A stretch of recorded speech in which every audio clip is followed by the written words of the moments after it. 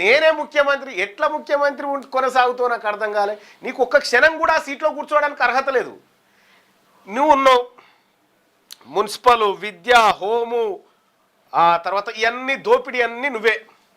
నీకు దోపిడీలో ఉన్న ఎక్స్పీరియన్సు, నీకు చీటింగ్లో బ్లాక్మెయిలింగ్లో ఉన్న ఎక్స్పీరియన్స్ పరిపాలనలోనైతే లేదు. అంతే జగమెరిగిన సత్యం అది.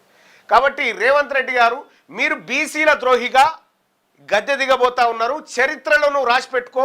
బీసీలకు అత్యంత మోసం చేసినటువంటి దుర్మార్గపు ముఖ్యమంత్రి ఎవరు అంటే రేవంత్ రెడ్డి అని లిఖించబడతా చూడు. ఎందుకు చెప్తా ఉన్నంటే కామారెడ్డి డిక్లరేషన్ పేరుతో నువ్వు వాడిన డ్రామా, కులగణన పేరుతో చేసిన మోసం, డెడికేట్ కమిషన్ రిపోర్ట్ బయట పెట్టకుండా నువ్వు వాడుతున్నటువంటి నాటకం, ఈ మళ్ళీ బీసీ సప్లాన్ పేరు మీద రాజీవ్ రాజీవ్ యువ వికాసం పేరు మీద నువ్వు చేసినటువంటి మోసం ఒక్క మోసం కాదు, నీ బతుకంతా చీటింగే రేవంత్ రెడ్డి. నీ చీటింగ్ ముఖ్యమంత్రితనాన్ని ఖచ్చితంగా 2028 దాకా కూడా భరించడానికి సిద్ధంగా లేదు జనం.